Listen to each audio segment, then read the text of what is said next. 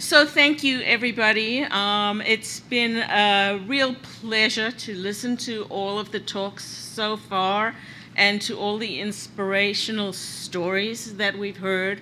And I'm actually hoping that, and I actually know as I was listening to each speaker talk, I was like, oh, when I say this in my talk, I'm going to reflect back on what she said. But then that kept happening so much that I can't keep track. So I really think that some of the things that I'm going to say, I hope you will recognize too, that they've been said in different form. The advice being given will be consistent. And that's really exciting, actually, to see that happen, because the advice I give is coming out from research, and the advice you've heard has been coming from experience. And it's really nice that they are actually aligned. So that's fabulous. Let's see. I do want to give a little bit of background because it has been referenced here that wouldn't it be wonderful if this wasn't predominantly a group of women, which it's great that it is, and I actually am very impressed by the men that are here today. But wouldn't it be great if the room reflected more, you know, the leadership of the departments in which we all work, or the demographics of the department in which we all work. And I want to point out that that is usually the audience that I am speaking to. Most of our work is involved at creating the kinds of institutional change that will allow women to flourish, or that will stop preventing them from flourishing, which is perhaps more accurate.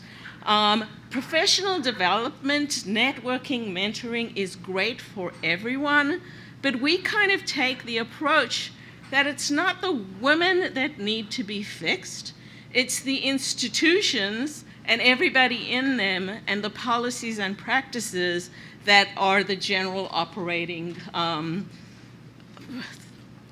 framework. And so our workshops generally are aimed at that typical audience: faculty in departments, department chairs, members of faculty search committees. And we're increasingly getting more diverse audiences, but they are predominantly the male members. So they are getting some of this, which is good. And I'm going to pitch this a little bit differently today, because this is a women's professional development, mentoring kind of networking thing. And so I'm not going to focus on all aspects of implicit bias. Our workshop that does that, and even that's not all aspects, but it takes 3 hours. So I'm really just going to focus primarily on implicit bias as it's exhibited in the concept of stereotype threat, which is related to imposter syndrome, which was talked about before, and strategies for managing that. But I do want to present some data. You've seen a little bit of data earlier today also, to get at what are the issues that we face, what are the issues that we're trying to address. And this shows for various different large groupings of scientific fields, and it's somewhat problematic that it's large groupings because, for example, in physical sciences, that includes astronomy, chemistry, and physics. The picture for astronomy and chemistry is actually very different than the picture for physics, and those differences are kind of diminished by lumping everything together, but these are standard NSF lumpings, which makes it easy for me to get the data. But the main thing I wanted you to recognize from this data is that the issues that women face vary based on the field that they're in, and that's not always something that is recognized. So for the biological and the social sciences, for example, getting women to enter into those fields and obtain PhDs is not where the source of the problem is.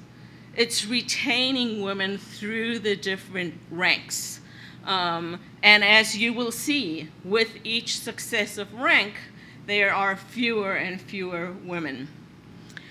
For fields like computer sciences, physical sciences, and engineering, they're getting more women into the field at that PhD level is a substantial issue that needs to be addressed. But interestingly, those fields, at least at the initial ranks, keep women in the field. But again, you see that big drop-off at the leadership issue. So my main two messages are the field matters, but for all field, you see this consistent drop-off as you go through the ranks of an academic career. So let's think about some of the reasons why we have this issue of representation across the faculty ranks.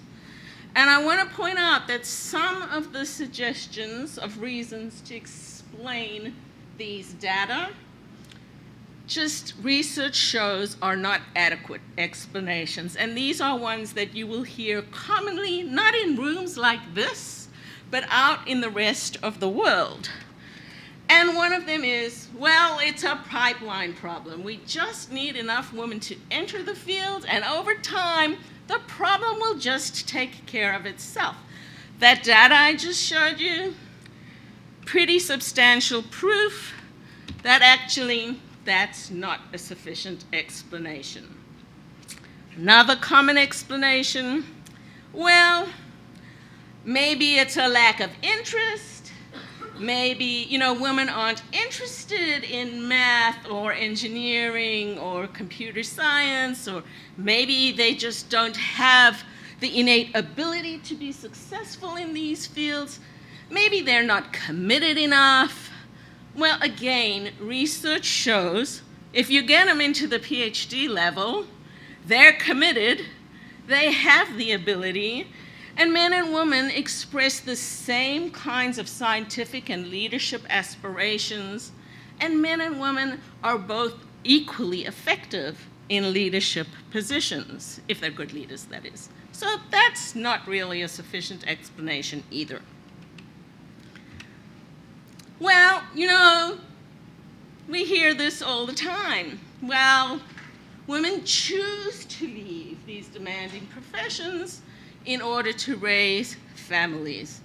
Now, I'm not submitting that it is not a challenge to balance work and life, but once you're in this field, once you've invested all of this time, men and women express comparable commitment and interest in career advancement and to families.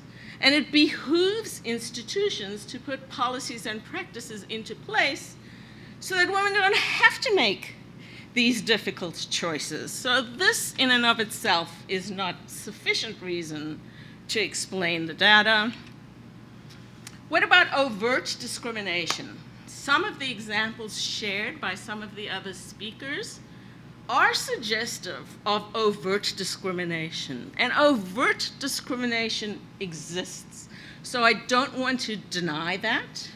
But we actually do have policies, programs, and laws in place to address those instances of overt discrimination.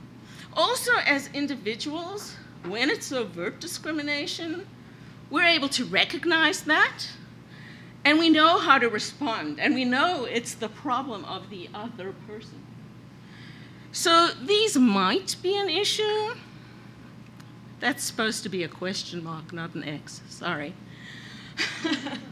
But when it's not overt, when it's implicit, when it's unconscious, when we're asking ourselves the questions that have been raised, is it me? Is it because I'm a woman? Is it them? Did I do something to merit this? That's where the harm really comes from, especially from repeated exposure.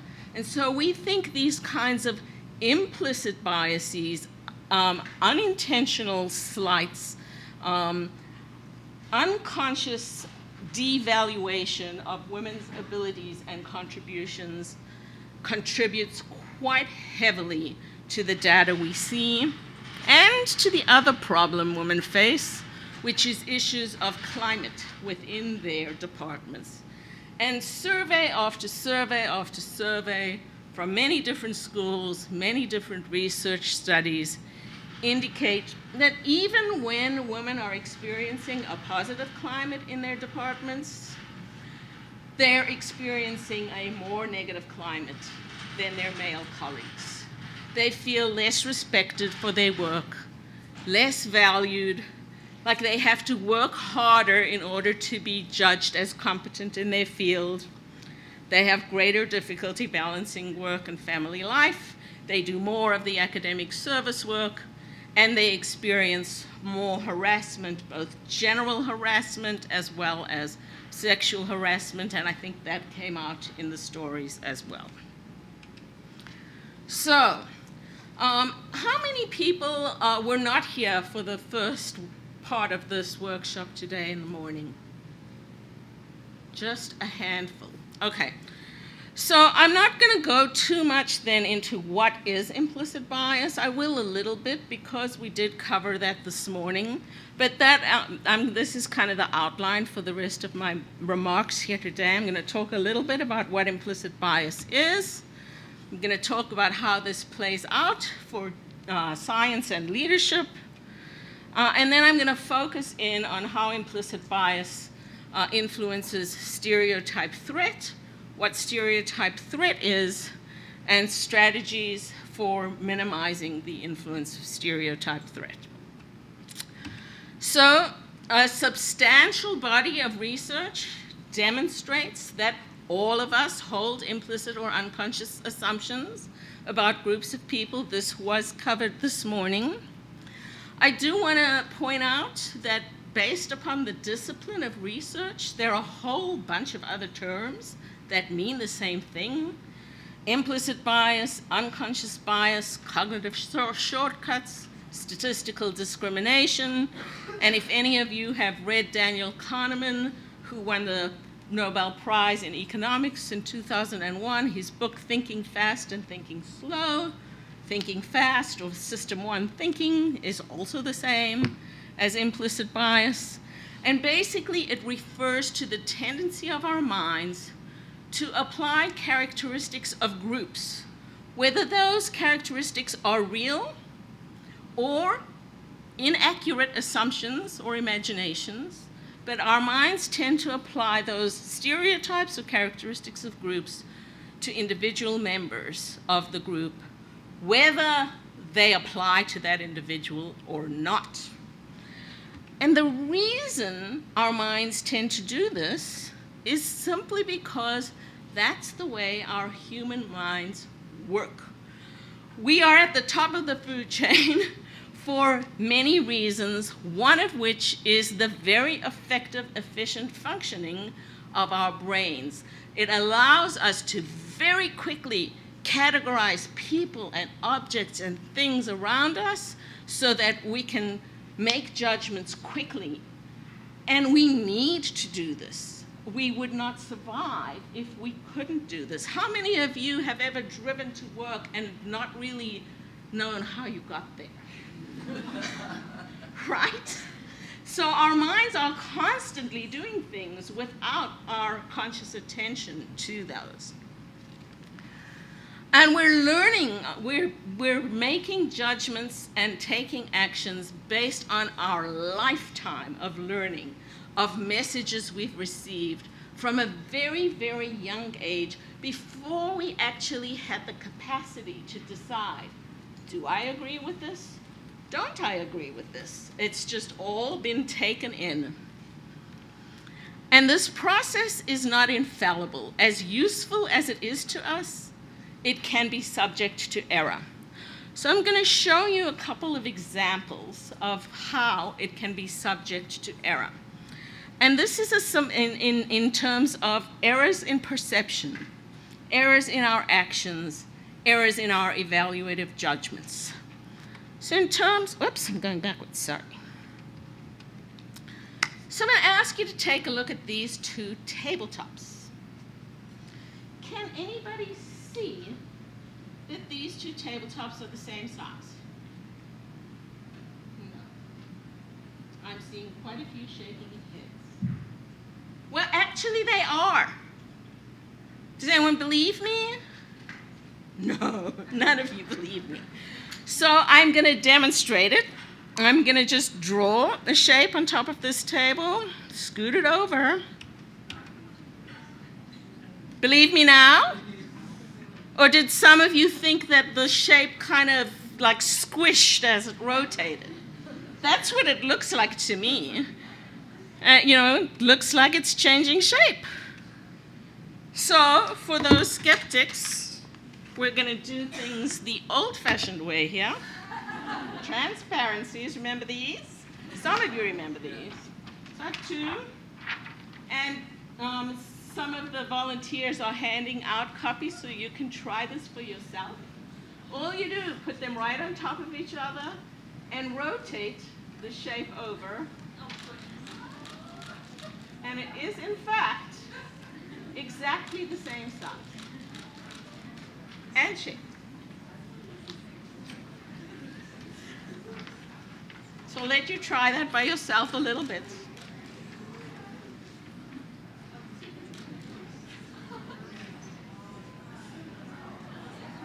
Now, I will say that sometimes when we're doing this for engineers, they want to be measuring the legs and measuring the sides.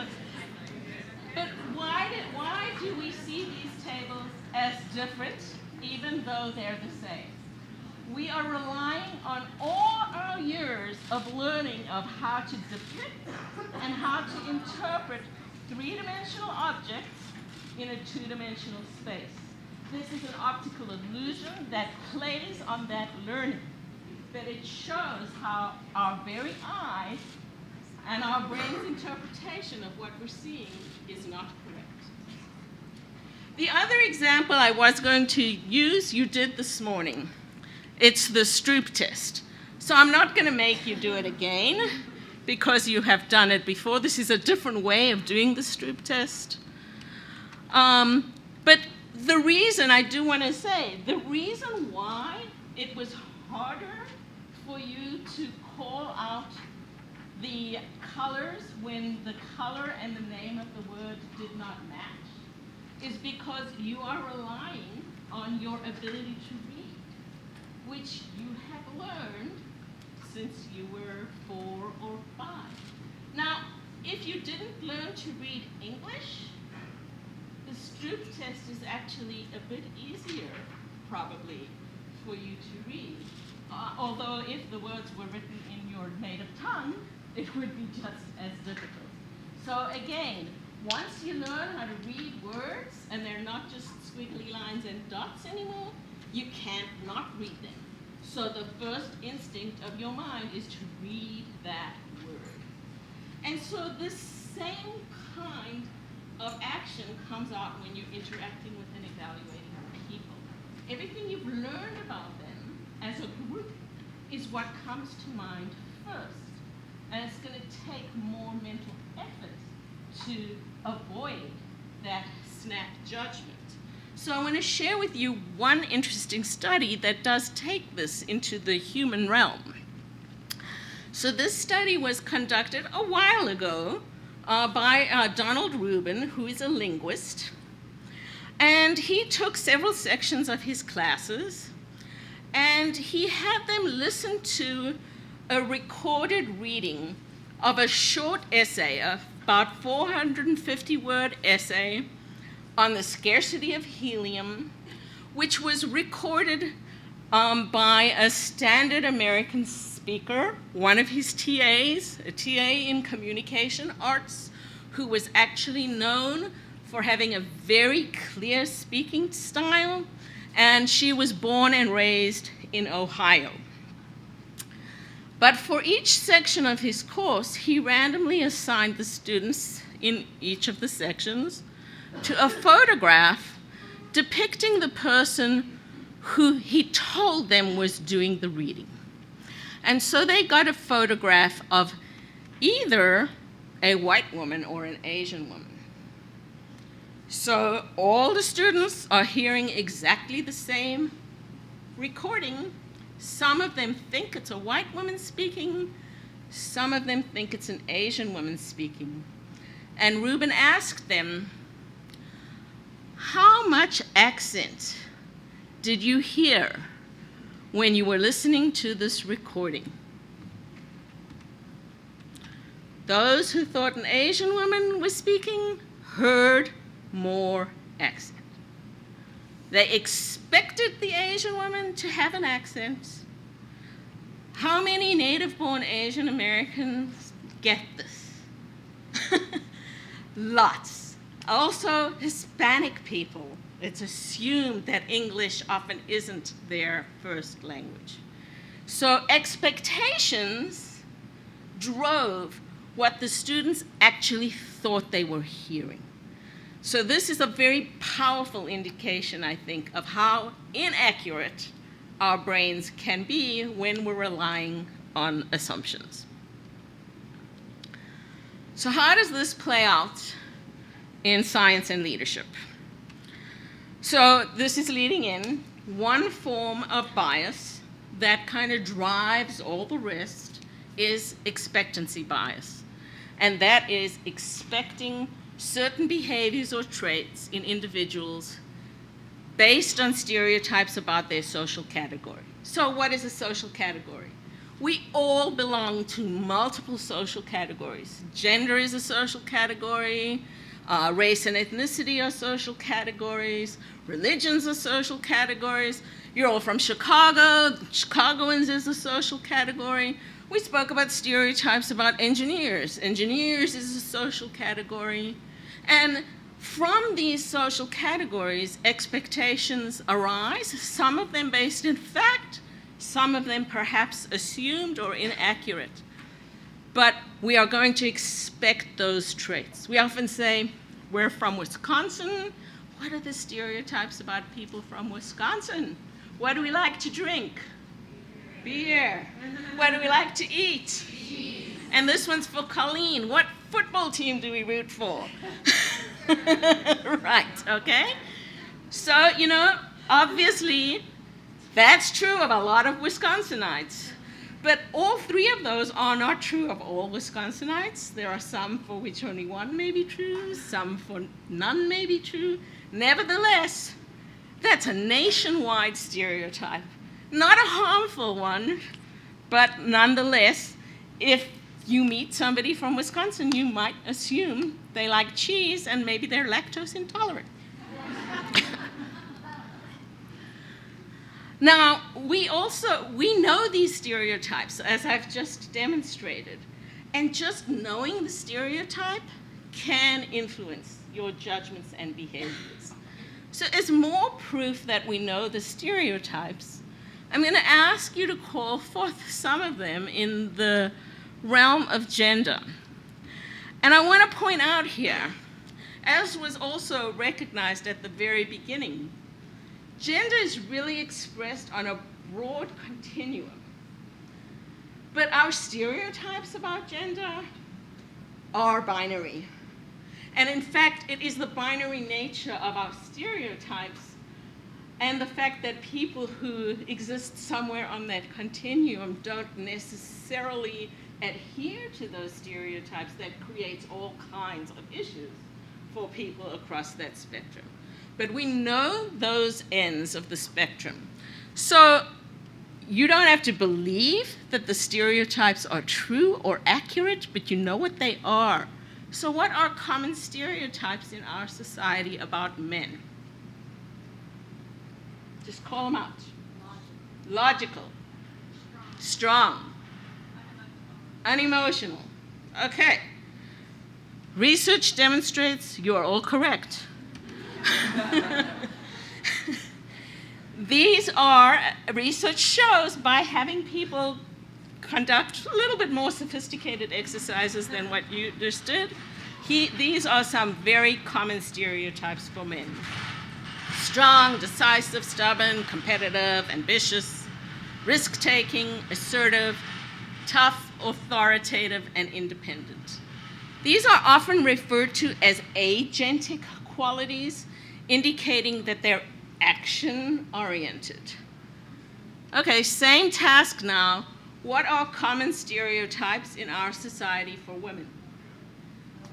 Emotional, timid, nurturing, collaborative. Okay, again, you're all right. Bad drivers, okay? So you all laughed. Laughter is an indication of shared knowledge. It wouldn't be funny if you did not know that this was a common stereotype. So except for bad drivers, these kinds of qualities are called communal, indicating that women are concerned with the community and outwardly focused. Now, these stereotypes lead to expectancy biases, so we expect men and women to behave in accordance with these stereotypes. There's also a proscriptive element to this. So not only do we expect men and women to be like this, we also expect that they should be like this. And I'll get into why that can be problematic in a couple of minutes. We also know stereotypes common for different racial and ethnic groups in our society. Now, I am going to do you the favor of not asking you to call these out. Because that would be, you wouldn't do it. It would be very uncomfortable. In fact, I will acknowledge it's even uncomfortable to share these with you. But one of the reasons I do share them with you is because we know them, we know they're influencing our behavior, and if we don't call them out, we cannot gain control over them. So studies about racial and ethnic stereotypes have been done in this country since about 1933. When they were done over several years at Princeton University, and that's called the Princeton Studies. And in those studies, students were given a list of adjectives and asked to indicate, which different racial groups these different characteristics applied to. The more modern studies do a version of what I just asked you to, and I'm going to share with you data from a study done by Gavami and Pepal at UCLA in 2013. And UCLA has a much more diverse student body than many of our universities, perhaps not UIC though. So the students participating in this study, about 46% of them or more were from non-white groups. And what the students in this study were asked to do was to list the stereotypes that were common in society, not ones that they accepted or believed, but just what they had learned were the stereotypes of certain groups.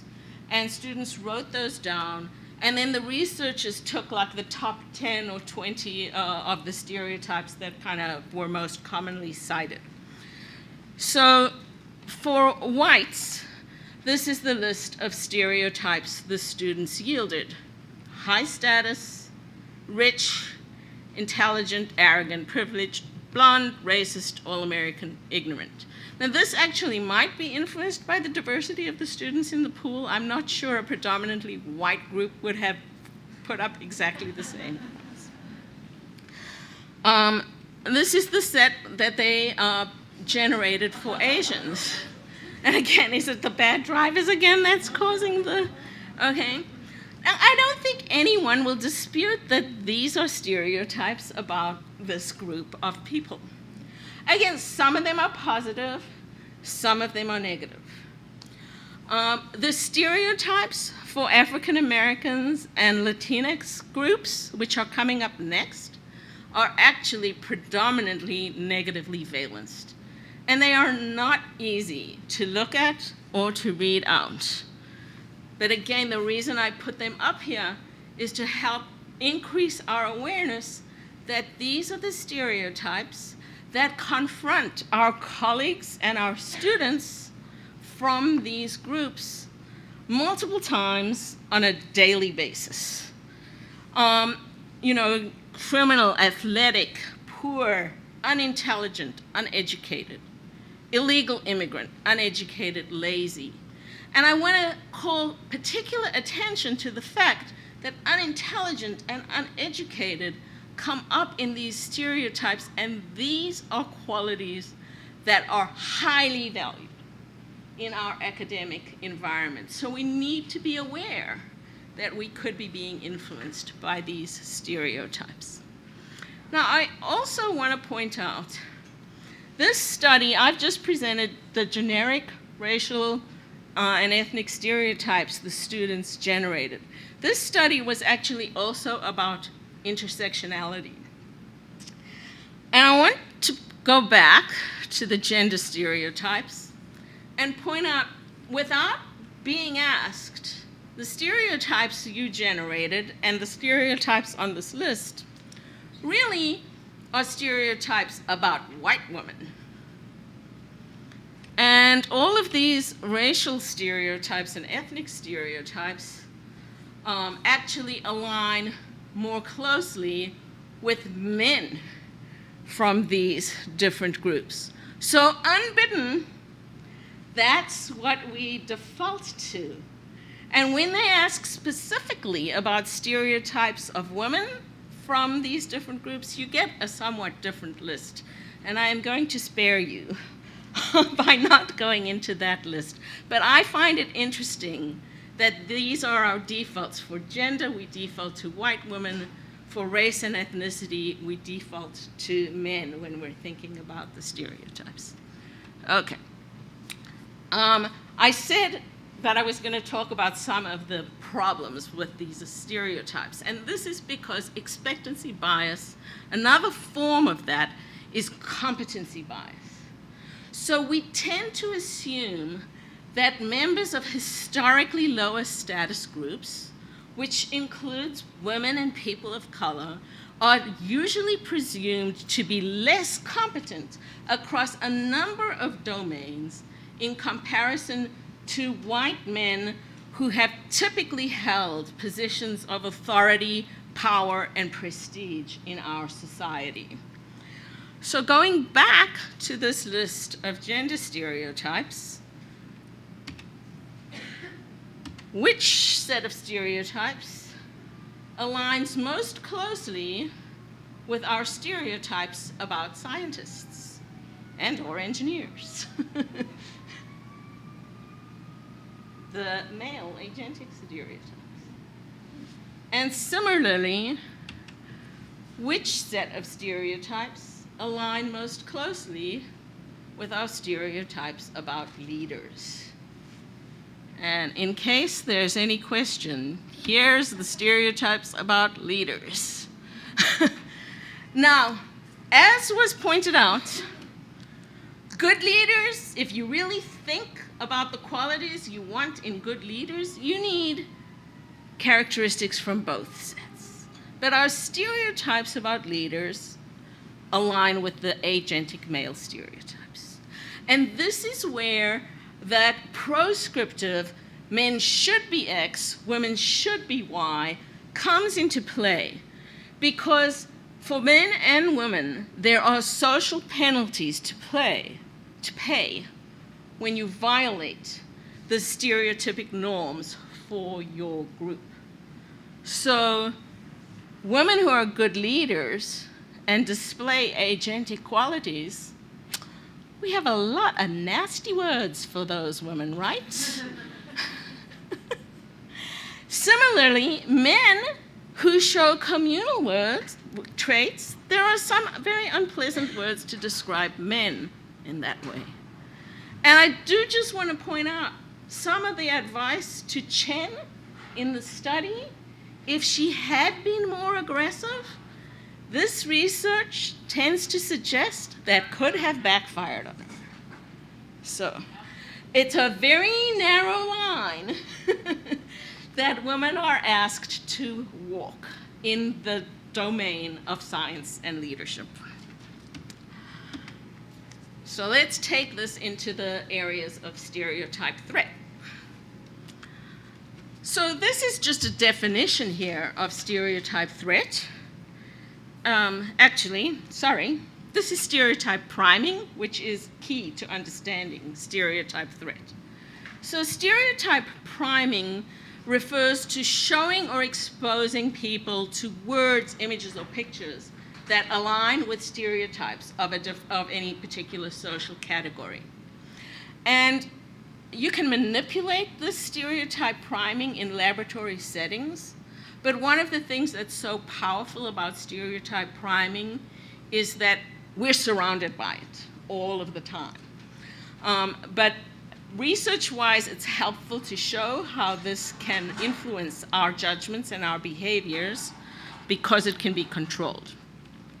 So I want to share with you one study demonstrating the powerful impact of stereotype priming. And in this study, researchers took a group of undergraduate students who were not computer science majors, which matters because what they were looking at was priming influences on people's decisions to pursue computer science. And if they were already computer science majors, it wouldn't have worked. So what they did with these students was give them a career interest survey, broad career interest survey, but included in that survey were questions about their interest in computer science or information technology. Questions like, would you be interested in taking an introductory computer science course? Would you be interested in pursuing an internship in computer science or information technology? Would you consider majoring in computer science? And they randomly assigned students to different rooms in which to take this quiz. So one of the rooms looked like this. So what messages do you get from this room? Nerd? I didn't heard something else here. Louder. Oh, I just said nerdy. Nerdy, okay. So yeah, this was specifically generated to present stereotypes again of computer scientists. And they didn't just guess what those stereotypes would be because they're good researchers. So they actually went and asked students, what kinds of things would you find in the office of a computer scientist, in the dorm room of a computer science student? And again, based on what rose to the top, they populated the room with, Star Trek poster and science fiction books and soda cans. The other students took the same career interest quiz in a more neutral room. So nature posters substituted for the Star Trek poster, general interest books, water bottles, although I say that one looks surprisingly like Orange Crush to me.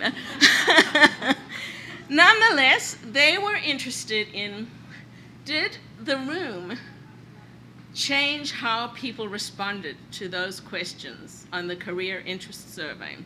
And because if you remember back to that data, computer science is one of those fields where women are very underrepresented, even at the undergraduate level, which wasn't on the slide. Did it influence women's interests?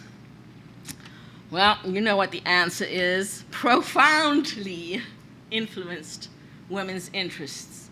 Women in the stereotypical room, much less interested in considering anything having to do with computer science than in the neutral room, didn't make any difference to the men in the room. After doing follow-up and subsequent studies, the researchers determined the reason for women's low interest in the stereotypical room was because they felt a sense of alienation, not belonging in that field. This directly reflects the stereotypes about engineers you spoke about. So this can be powerful. And remember, this was manipulated. We cannot manipulate the world in which we live, although maybe you can manipulate your classrooms, your lectures, to use more diversity-affirming primes. So this impacts stereotype threat. And stereotype threat refers to a concept developed by Claude Steele when he was at Stanford, that members of a group about which negative stereotypes exist, if they are asked to perform in that domain, may underperform based on their actual ability.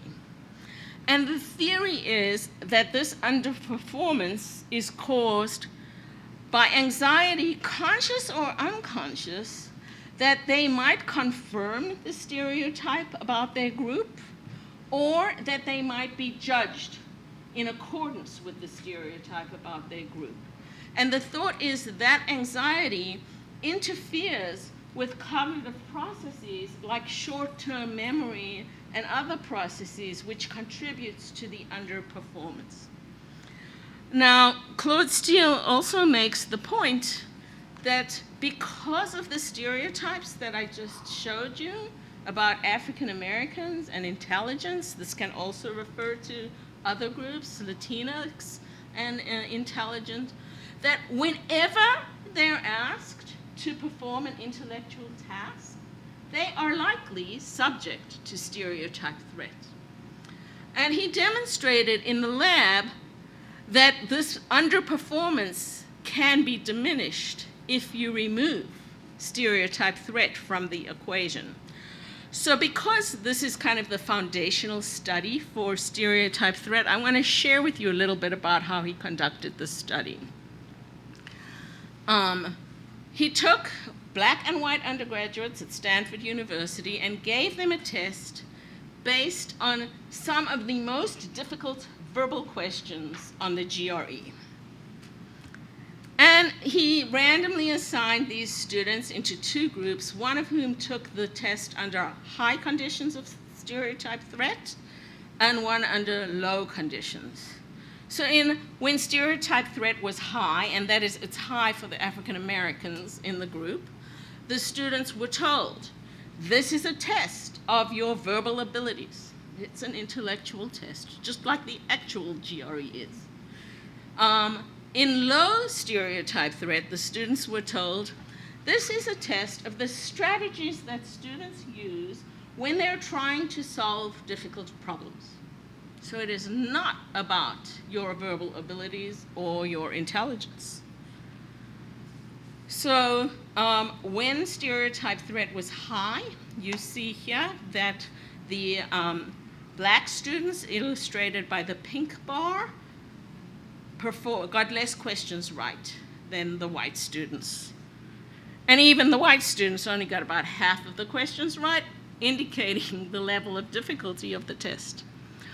When stereotype threat was low, no difference between the black and white students, and also the black students getting more questions correct, showing that the underperformance dropped there.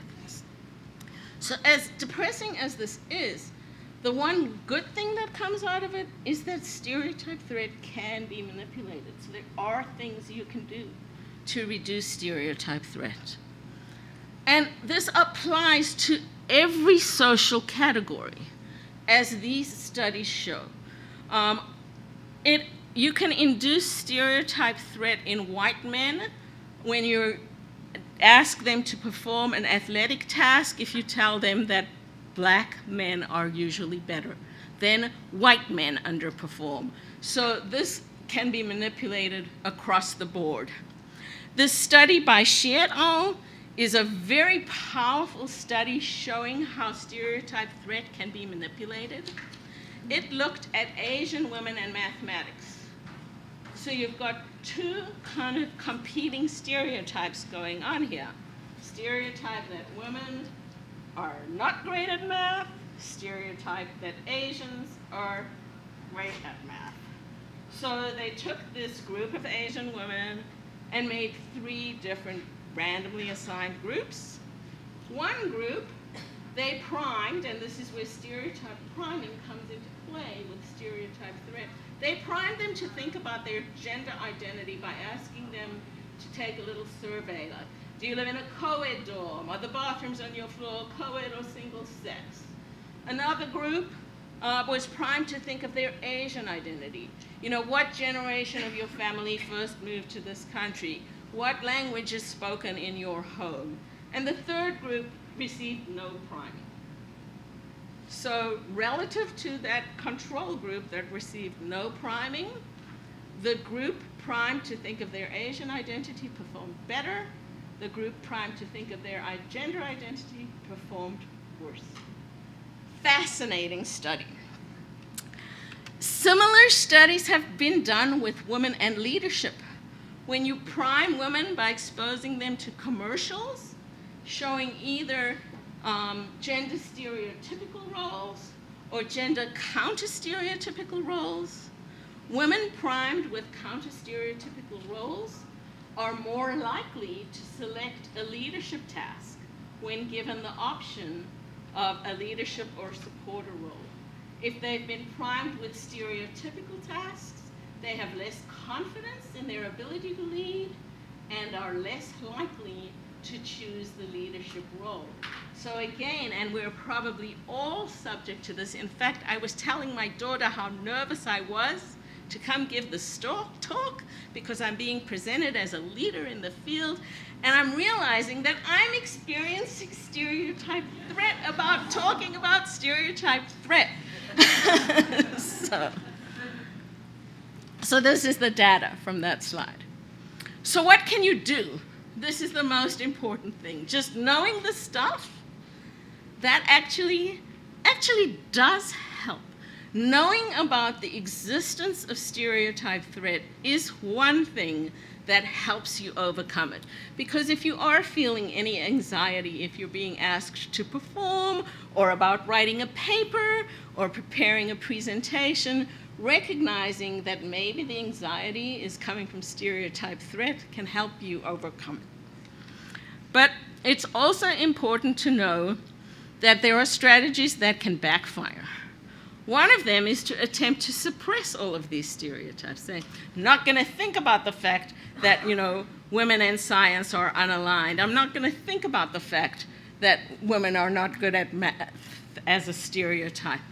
It takes a lot of mental energy to suppress thoughts, and that can interfere with your cognitive processing. So just trying to say, I'm not going to be influenced by these stereotypes. I'm going to put them out of my mind. That doesn't actually work. Finding counter-stereotypic exemplars works. So when the person administering a test is a woman or a person of color, that in and of itself helps people to do better. And so being in rooms like this, where you're surrounded by exemplars of women who are succeeding in these domains, that can help you overcome that.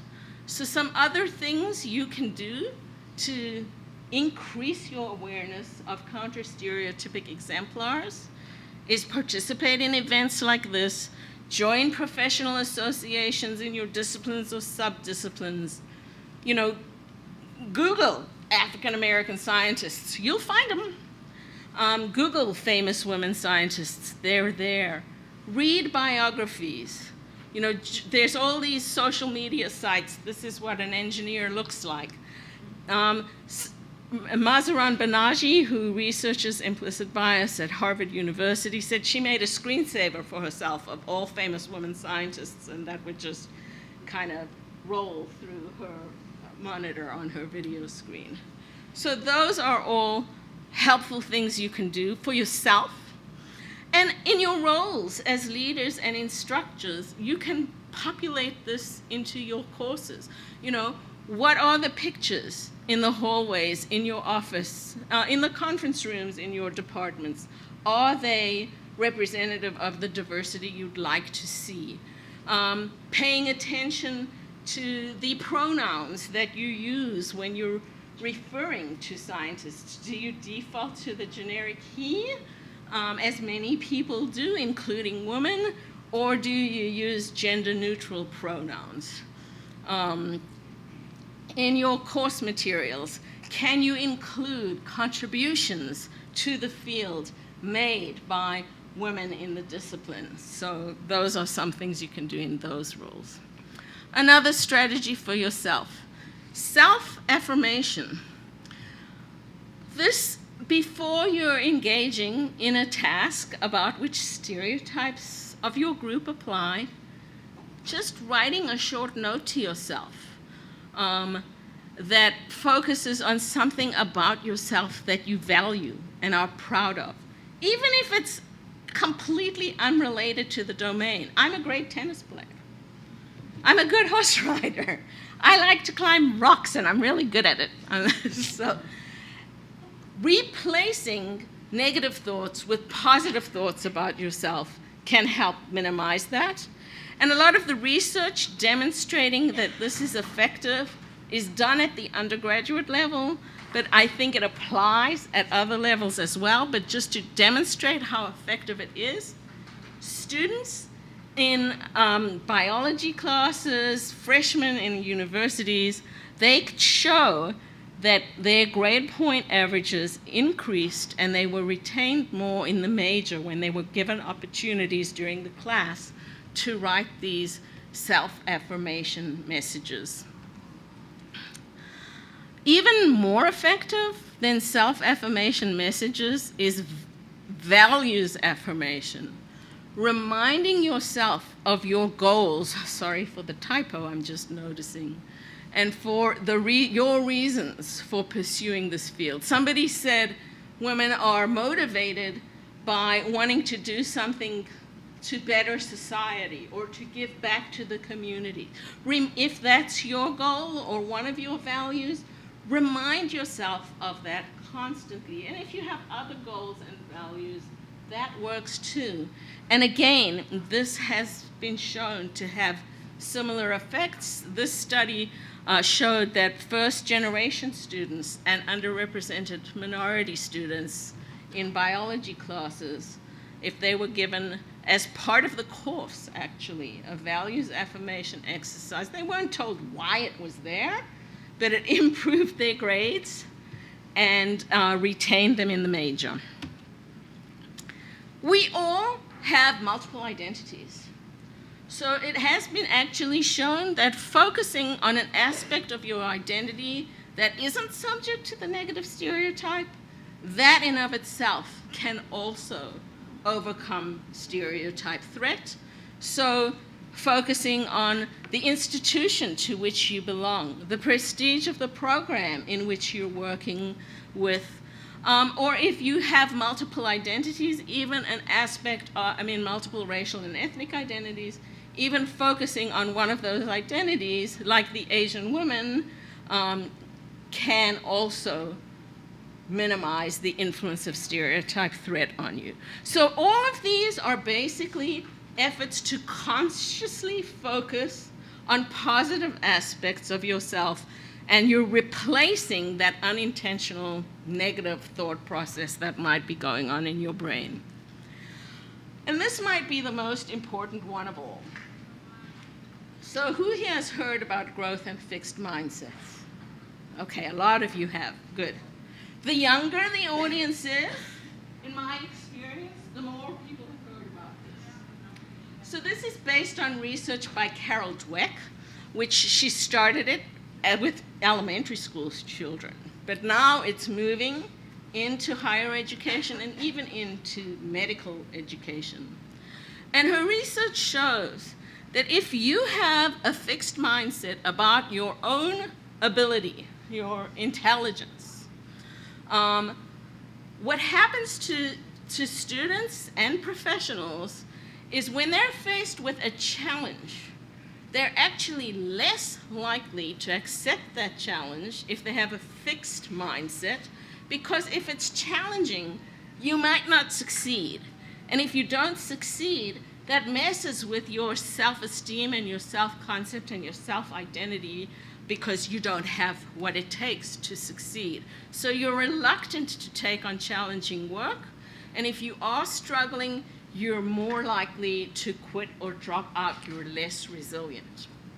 If you have a growth mindset, if you take on the view that challenge is an opportunity to learn, a challenge to overcome, you are more likely to take on challenging work, more likely to push through when you encounter difficulties, more resilient in the face of setbacks.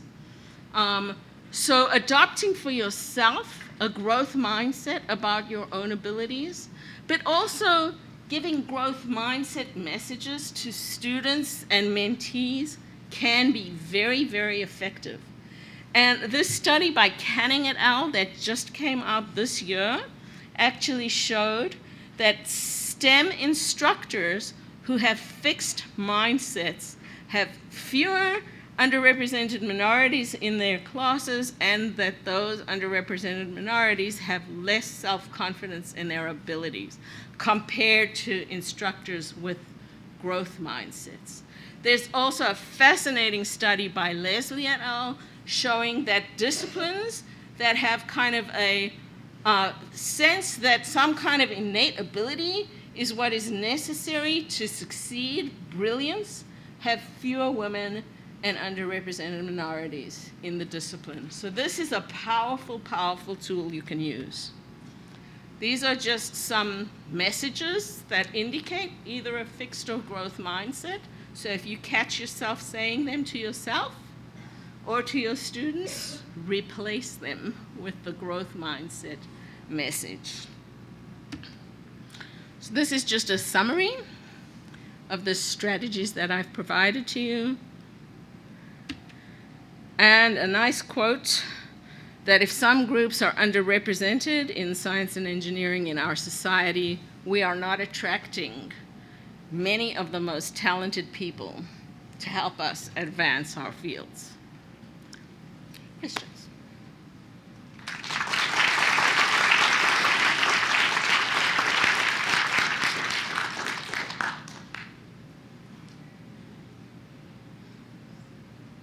Yeah. So I found it fascinating you talking about stereotypes and threats. I was just wondering, is it even plausible to change the stereotype itself in the first place?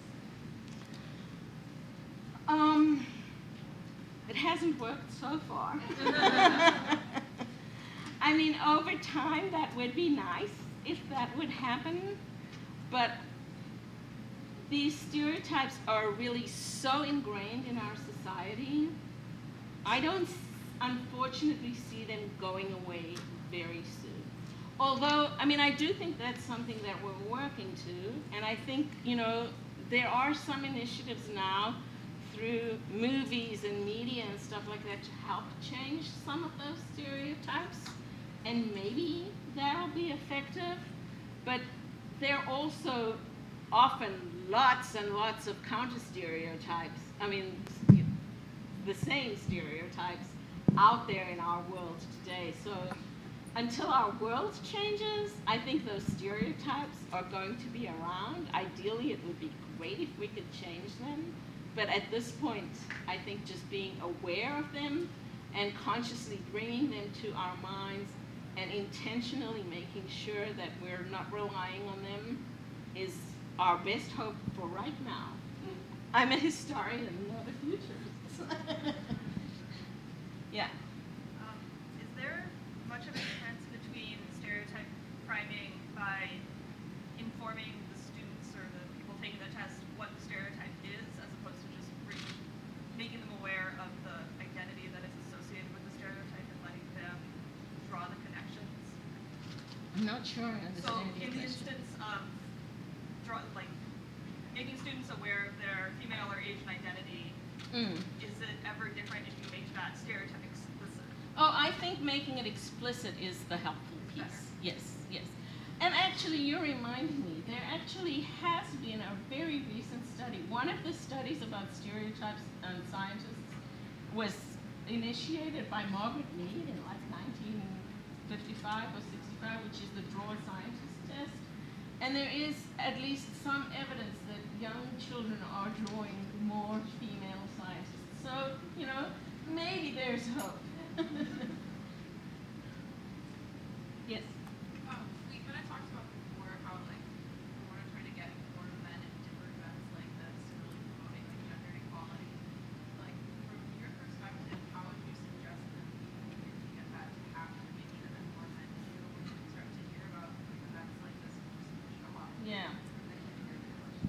How do you get more men to be involved in events like this? Some of the things that I've seen that can be very effective is if you're like honoring a woman for her work, you invite her mentors along with, and then they come for that. And so if you can build some of this into those kinds of award and recognition ceremonies, I think that is an effective way to do it. Another is to bring the information to where they are instead of making people come here. So, or to tie it around something else that they need to do. You know, so we started this with workshops for faculty search committee. Recognizing, as I said, people said all these things that are related, that as faculty members, we are trained to do research.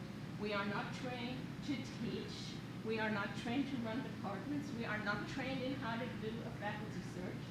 And so we started this by giving people real, practical, useful advice on how to run a good and effective search, and included in part of that was attention to unconscious and implicit bias as part of the evaluation process. But it also included, you know, how to run a good committee, how to recruit applicants so that you're recruiting a diverse pool. Everybody always says we want to bring more diverse people. Well, give them the tools for how to do it.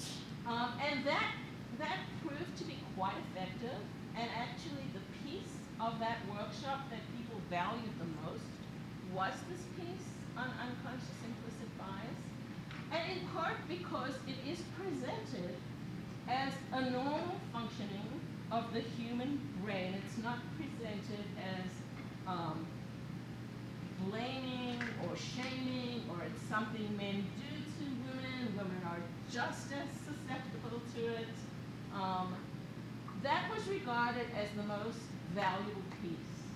And people wanted more of that. And then we went from that to a more general, this is what bias is. I don't know that we would have been as successful had we started with the general. So by tying it to some specific thing that people have to do. Creating inclusive classrooms. There are a lot of faculty who really want to do that. That's another place, I think, to bring some of this in. So finding, you know, what are kind of the levers that you can use that you think people will care about in their normal roles, and bringing it to them.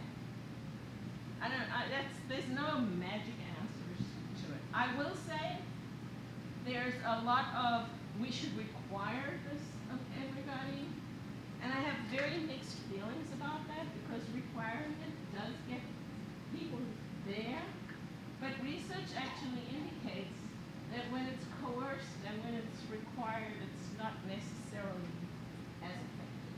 So, we have time for one more question. Yeah, I'm interested in this phenomenon of expectancy bias and this backlash effect. So whenever I'm like facilitating this conversation, it always gets to this point where it's like, okay, to be a leader, you have to be agentic, or people associate agentic qualities with leadership. But when a woman embodies, or when a person embodies a counter-stereotypical, goes against a stereotype, then there's this backlash. And at that point in the conversation, there's always kind of like a womp womp, like what do we do? Right. Do you have something to say in that moment? Because I never know what to say. It's kind of like there's two ends of the spectrum and you can't really win. So, I mean, one of the suggestions that came out when you were doing the case, which was doing this mental experiment, how would I react if this person, you know, if the same behavior was coming from a male? That can be an effective mental exercise. But another thing, and I don't know that it another thing is, it's with recommendation letters. Like you presented the research on recommendation letters, the study by Madison in 2018, indicating, more doubt or that when the letters have these communal qualities in them, they're not regarded as well as the agentic qualities. But if they're the agentic qualities, you might risk this. So there actually is research suggesting that you actually do need to put those agentic qualities out there, but also give evidence that the person has these communal qualities.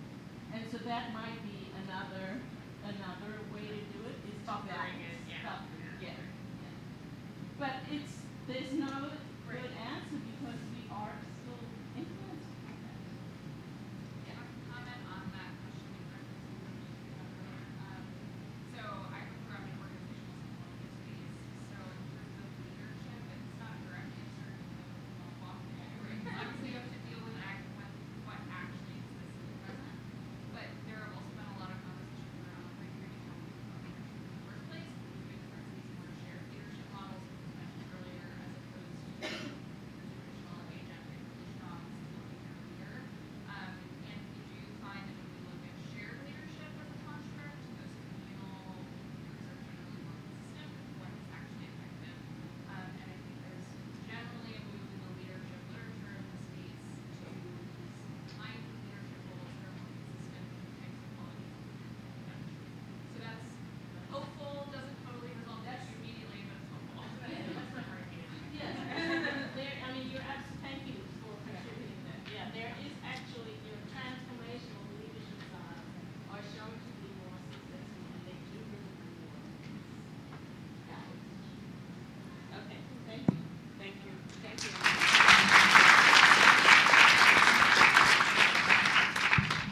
Thank you, Eve. That was a phenomenal keynote. I think we can all agree. Now, if we would all adjourn to the atrium for drinks and shrimp cocktail, I would appreciate it. And thank you, everyone, for coming today. You've all made this a success.